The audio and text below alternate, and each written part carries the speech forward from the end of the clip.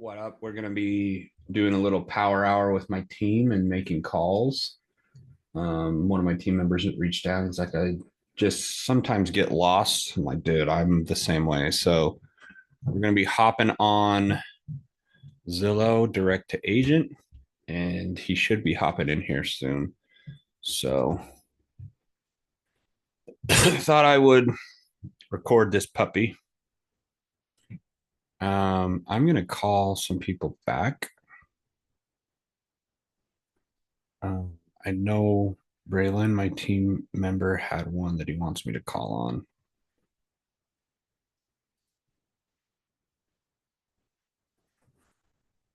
No solidified due to situation. Owners have two more properties, but taking one property at a time.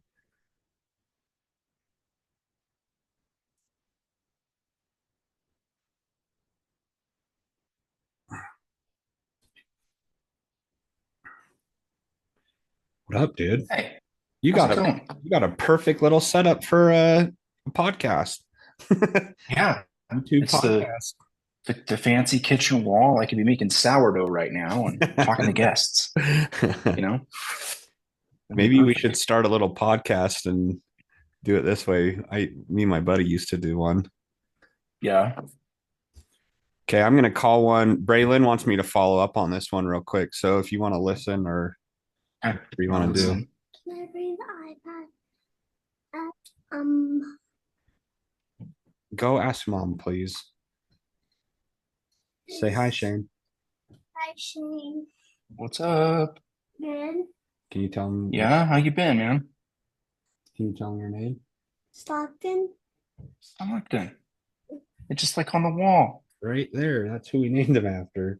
Dude, that's Okay, he's my favorite. go shut my door, please, and go have mom help you because I'm doing stuff. Nice to meet you, Stockton. Listen Come to your on, dad. hurry. I'll come play with you when I'm done. You Okay. can still see it. Hey, take that bottle up.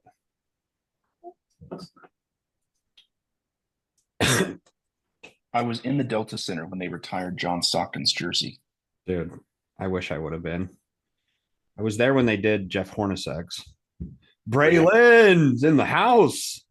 Whoop whoop. I guess we need to do this more often, huh? Yeah, maybe so. Get everyone on board. He might be in class. I was like, dude, are you in class? He jumps on my live and he's always in class. Oh, Work, but almost the same thing. where are you working? I package cod liver oil Oh, in Really? an Indian man's basement. Yeah, wow. That quite sounds like odd. the least sketchy job in the history of the world. Oh, it is so sketchy, but that's why I do it because nobody else will. Are you putting them like in little capsules so people can swallow them, or like putting them in bottles, or what? Yeah, so like we make bottles of it and like flavored cod liver oil, so it doesn't taste bad. And I just like label the bottles and um yeah, send packages out and stuff. Do you ever It's just pop sketchalicious. I some? love it. Just No, I mean my boss had me buy some one time. He reimbursed me so that I could like do an Amazon review. So I have some. okay. Well, we're gonna call your Trissa lady. I just got in here. Are you? Which one are you wanting me to call on? Because there's the divorce situation, and then the other They're one. they're both divorce situations. Because there's the one for 257. Is that Yeah. the one you updated last night? Yeah, that's correct. That's the one I called on last night and she gave me all the info. They just dropped the price, like literally had it set for today as dropped. Price improvement. Yeah. Okay, I'll give her a call. And they're remodel wait. No, different one. Sorry, I'm thinking of one. I'm muting you guys. Hi, you've reached Teresa Hanson with England Locals Real Estate. I'm unavailable at this time. Please leave your name and your number, and I'll return your call as soon as possible. If this is a real estate matter that needs attention, please feel free to reach out to my co-agent, Brock, at 435-230-0738. Thank you and have a good day. Hey Trissa, this is Jordan Wheeler. You've been talking with my team member Braylon about two separate houses, but I was calling about the one there on State Street. If you could give me a call back when you get the chance, that'd be awesome. I'd love to chat with you about it. Okay, thanks. Okay. Um,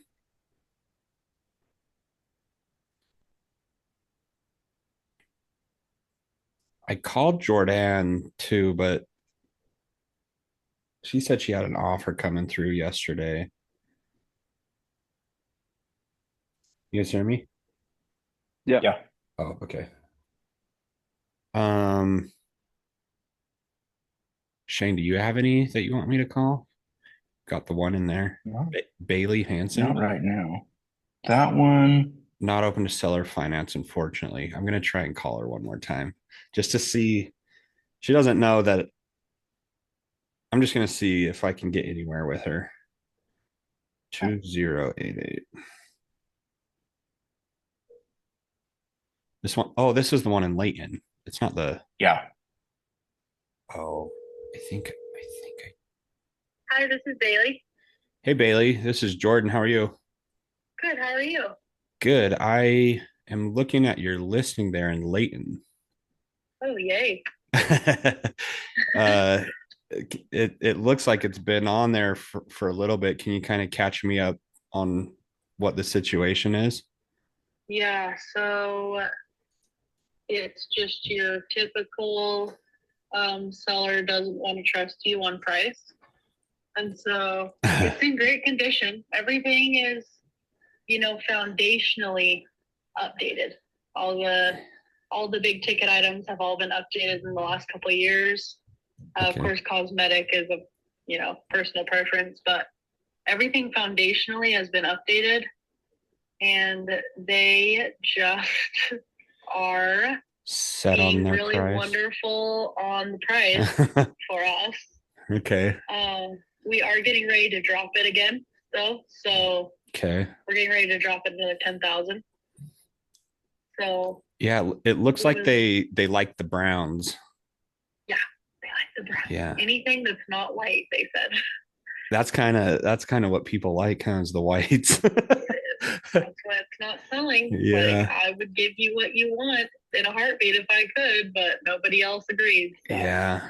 I know the type you're talking about. Yeah. It's got good windows though, like that entryway has a lot of good windows. Um, what's with the that little like does he have a studio? Like the Yeah. it So does he make music?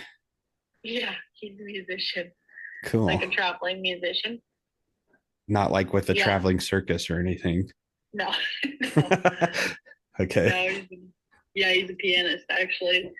But if you're looking at the front of the house, that spot on the right hand side of the garage is the extra 130 feet.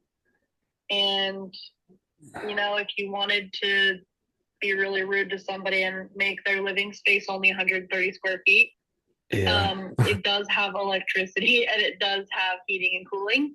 Okay. And so, yeah, it's a fully functioning room, but no window and no closet. So can't count it as a bedroom. It's just like an extra little room Okay. off the garage. I actually ran into a guy he's building these like 200 square feet. I don't know what the correct term is. They have a full kitchen, full bathroom, everything in 200 square feet. I'm like, dude, I don't know if I'd want to live there, but he was giving me the numbers on it. I'm like, wow, that would be awesome if your plan works. Like he was renting them all out. Anyways, but so on the back of the deck, is that just partially enclosed or Yeah, so it's covered on like a third of it. okay? There's not like a hot tub or something back there. No, no hot tub. There's just a fountain down on the grass and then a gas fire pit down there. But they just have like a table and a barbecue under the overhang. Okay. So what's the feedback been like? Like, have you had any offers come through or No, no offers. We've had quite a few showings just recently. And a lot of the feedback has just been about the price. They've said, it show's great. It's a great house. It's just the price. And if it's not the price, it's, oh, we found something better right after. Sorry. Yeah.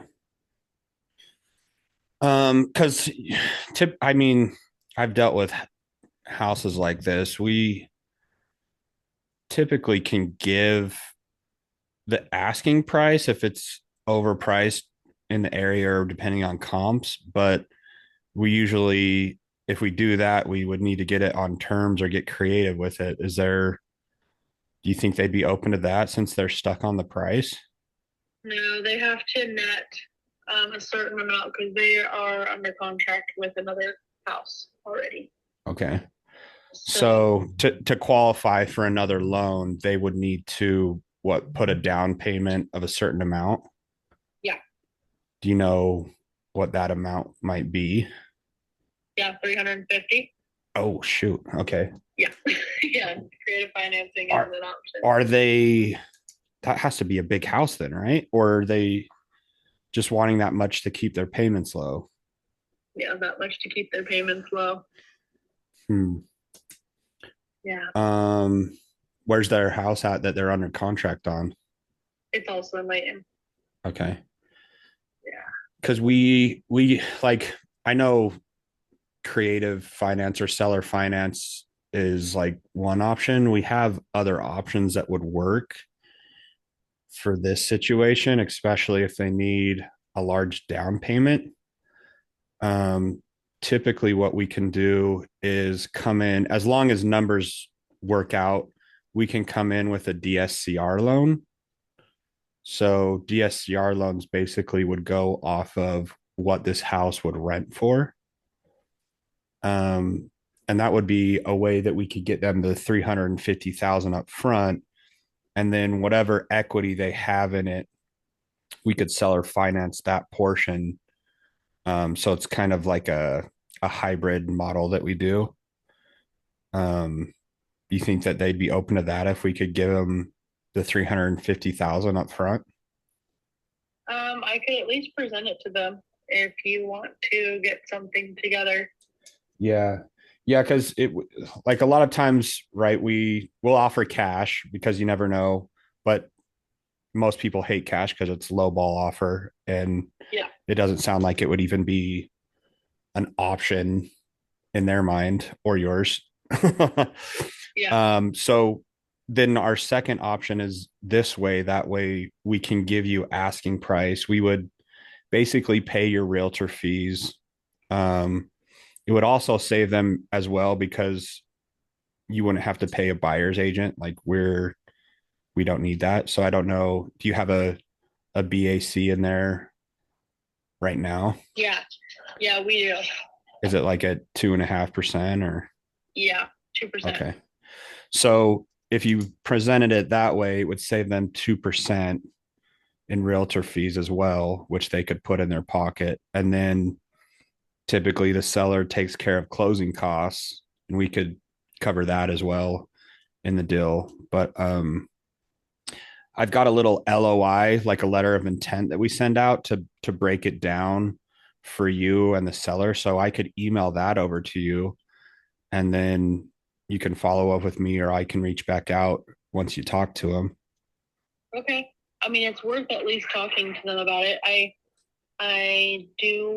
My second job is working books for a company like yours. Yeah. And so I kind of know the back end of what happens. Mm-hmm. And so I'm just I can at least present it. Yeah. Yeah. And have you heard of Pace Morby? No. Okay. He's like the king of seller finance. If you YouTube him, he's on there, but we work directly with him.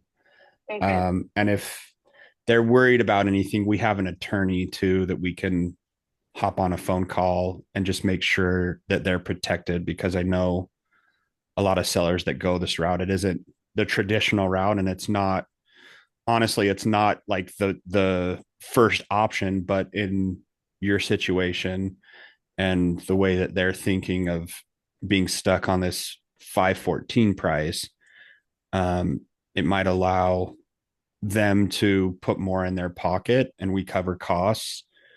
And it would be a win for us too if we can get creative, because typically we can get better interest rates and better terms than if we went with a conventional loan. Yeah. So it sounds like you know what you're talking about though on this stuff. Yeah. So Yes. Okay. Well, yeah, if you want to send something over, I can definitely talk to them about it.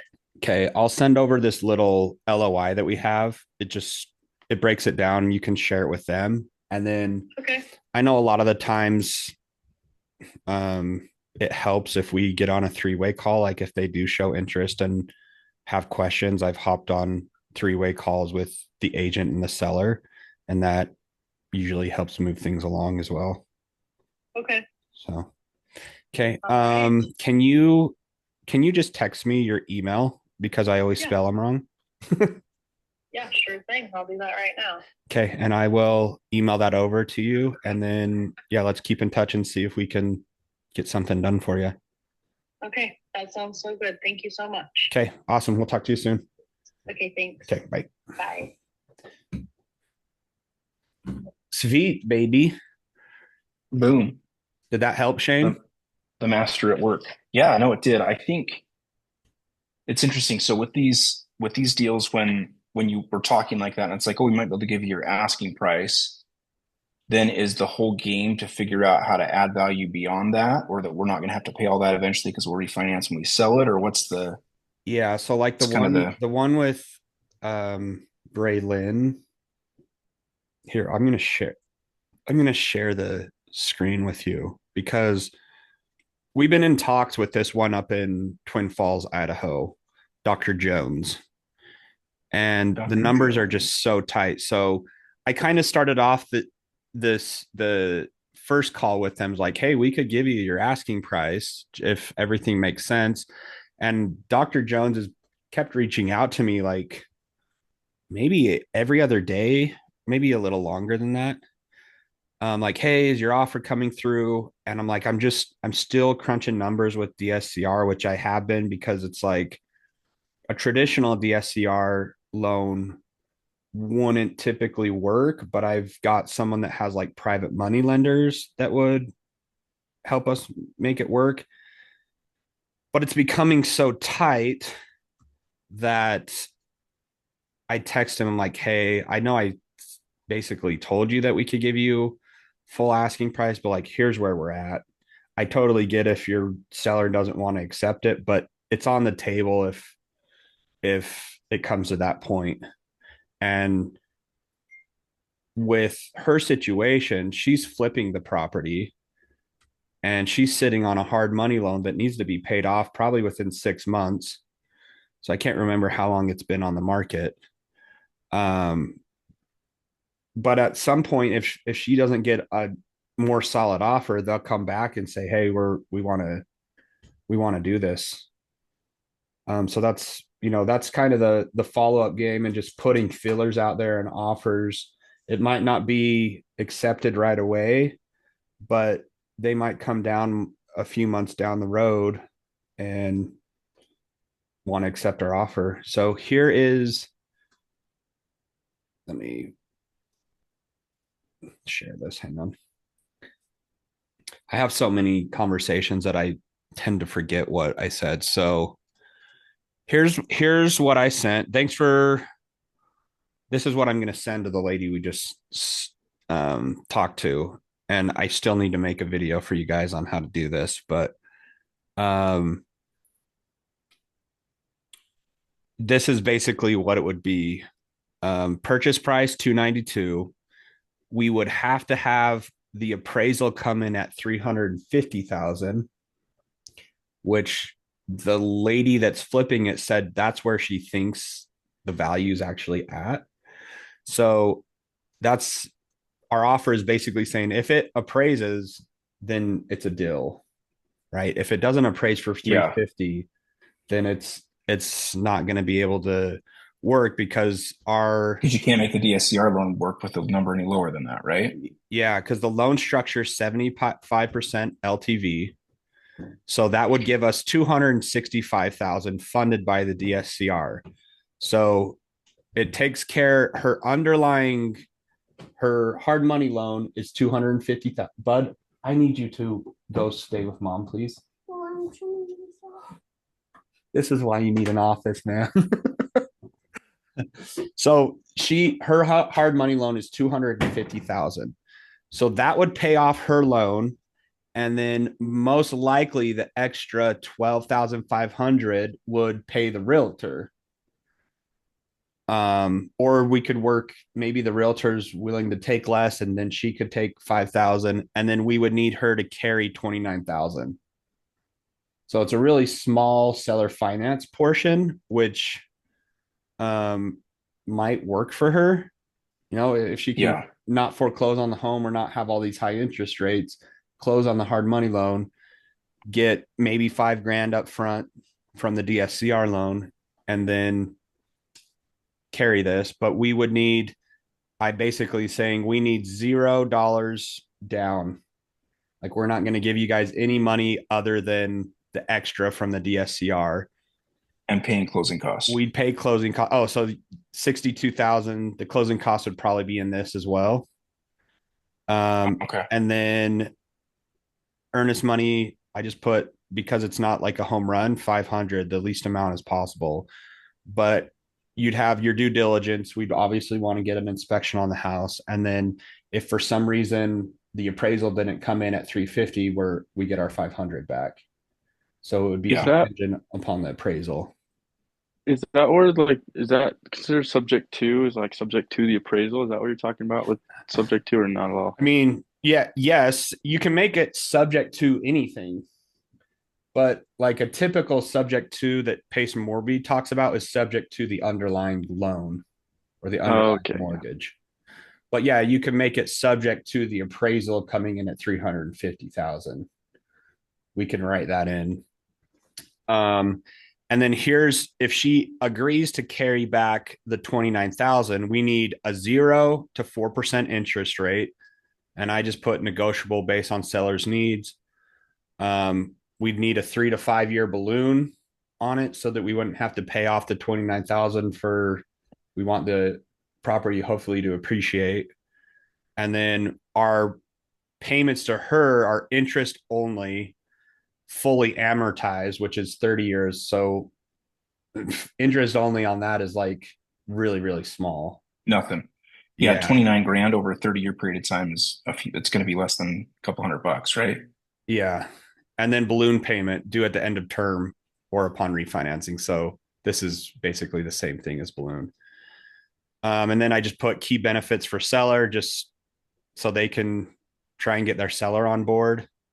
So there's a lot of great reasons. And then this was his response. I think she'd feel better if she had something in writing. Can you write something up officially? And if we need to, counter back. And then he said, go 3 years at 4%. So out of these options that I gave him, of course, he picked the highest, right? But dude, 4%, 4% for 3 years. All day long. We'll take that all day long. Sweet. Yeah. But so that's why you give them this. And then the great thing about this, if it's 0 to 4%, we can come back and be like, hey, we need 2% and just kind of negotiate it. There's multiple ways to make the numbers work because we got flexibility in those ranges, right? Yeah. And you're kind of setting them up like, this is what we're wanting. Obviously, they're going to want the highest and the lowest, and we want 5 years and 0%. So if we can meet in the middle, but a lot of it is going to depend on what our DSCR payments are going to come to and what rental rates are going to come to, because we want to hopefully be cash flowing at least, in my mind, $300 or more. So if we're not cash flowing, then that's when we can renegotiate these and just say, hey, we get that you want this. This is what we would need in order to have it make it, or for it to be a deal for us, or to give to one of our investors. So we're working on an offer on this one, but just like the one we called, yours, like, it's most agents, even her, it's like seller finance, no. That's just like their automatic response. And if we have something else that we can present to them, it still might not be a deal, but we can at least send this over. And if she does a good enough job explaining to her sellers that, look, we can get you asking price, we can actually get you more because they don't need closing costs and we're saving them a bunch in fees. The realtor fees. Yeah. It might, like, nobody else is going to offer them this. And maybe it takes another month or two, but she just said we're lowering our price again. So it's like, sweet, let's grab it before they lower their price and give you the 515. Yeah. So, and then it would just depend. What we did with it after that would depend on all the numbers, right? Like if it's sustainable as a long-term rental, you could hold on to the property. You bought it for almost nothing. Mm-hmm. Or if it's one we need to flip, then we flip it. But yeah.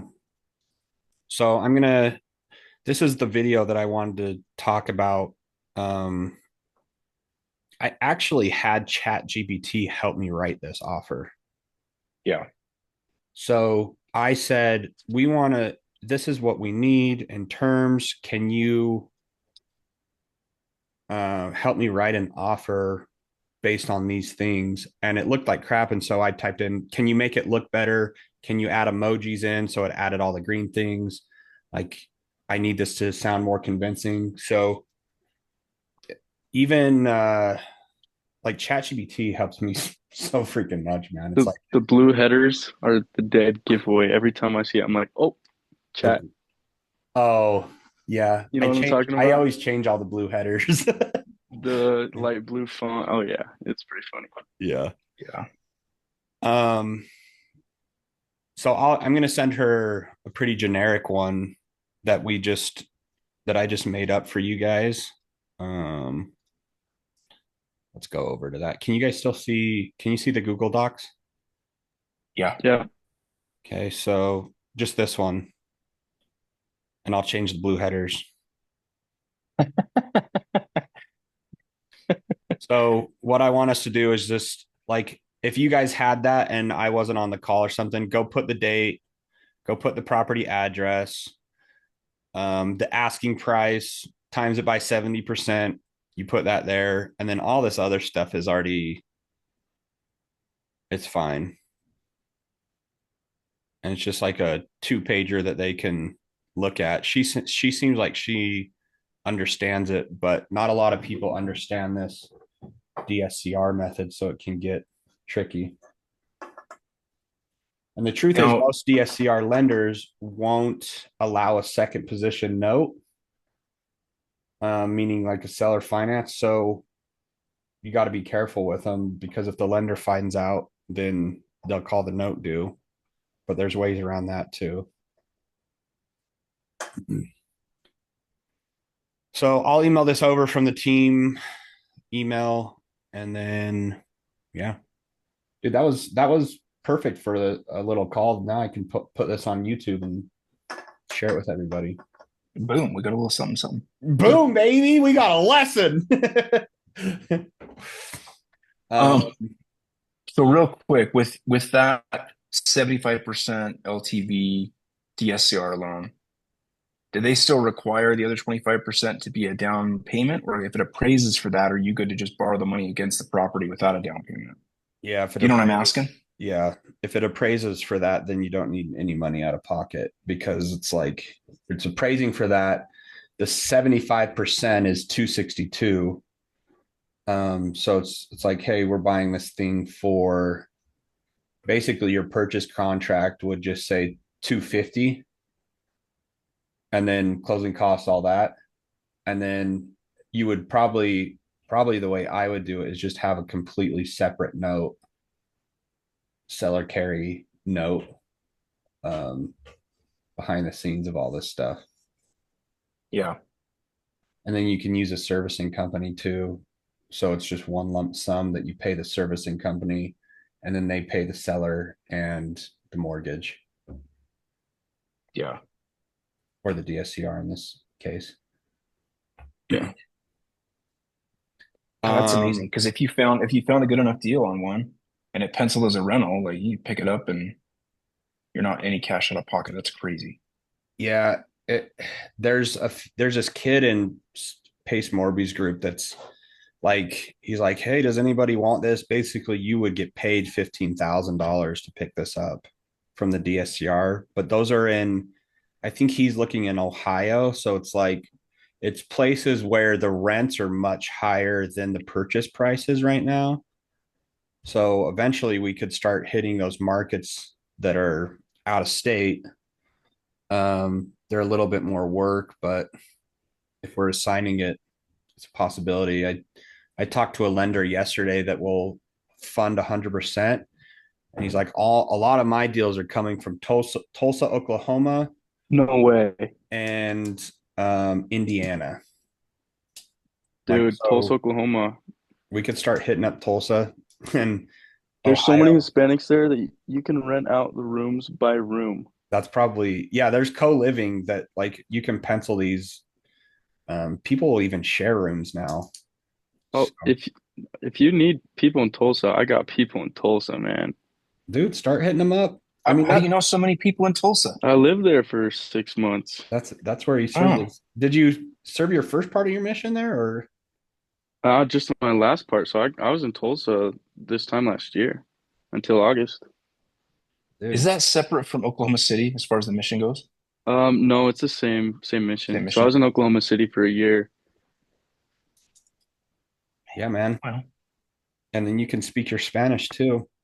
Dude, I'm down. I got lots of Hispanic friends there that need places to stay. So Yeah, that'd be. I mean, I'm not off limits to anything. I just figured we'd work this area just to get started, but um, I know there's other. Ohio's a good place that a lot of people are looking. I was even looking in Nashville. Um, I actually bought a property in Arkansas, just a raw piece of land last year for like, I think I bought it for $4,000. But a lot of these markets are just kind of like Utah used to be. And man, I've talked to two or three people in the last few days in Subto, and they're like, Utah's tough to find these deals. It's just so competitive, and our market's so hot that it might not be a bad idea looking outside the state. The hard part is like if we want to go look at the property, we just need to get some boots on the ground. But Braylon knows everyone in Tulsa anyway, so I volunteer as tribute. yeah. Or I maybe we could guarantee I just, wouldn't have to pay for a hotel. yeah. Or we could just, if we it's should send him another, out there on spring break and let him find a deal or two or three, you know? the I'm headed to spring, Georgia in spring break. and Oh, we'll are you? He's already got plans. we'll document it. If you need anything in Georgia, spring break, I'll be there. You're going I to was looking at a Georgia? multifamily in Macon last week. That's a good market too for real estate. You can find Yeah. them for There's a lot of deals the in, one I was looking at met the 1% rule for rent. Like it was a bargain. yeah, Georgia's a good area. I know a lot of people that do stuff there. Yeah. Arizona's pretty hot one too. What's another? Florida. I kind of want to stay away from Florida with all the insurance stuff going on there. Yeah. Well, in Florida, man, it's hard to Oh, escape yeah. Florida, man. Dangerous. So yeah, this Zoom is about to end. So if you guys want to hop in a different one, just I'm using the free Zoom. I'm down. I'm gonna make some more calls. I'm gonna make some more calls too. Hey, Jordan, question. Yeah. I don't know where to go now with Mike Gooch. I talked to him yesterday. Mike Gooch. Like, I don't know what else to really ask or find out. Seems pretty simple. It's just if the numbers work or don't. I would send him over that LOI template that we just went over, this one. Mm-hmm. So enter in the date, agent's name, property address. Can you see this? Yeah. Put in 70% of asking value, and then Um, let's see. Full asking price. I would send that over and then he'll probably respond, but they already have terms. So 375, 2-year balloon. We would need a 3-year balloon minimum. I'd really like 5-year. So if we were to get it under contract, we can start negotiating these terms. 20% down, 75,000, and says 3% commission for you. So I would tell them we don't need the 3%.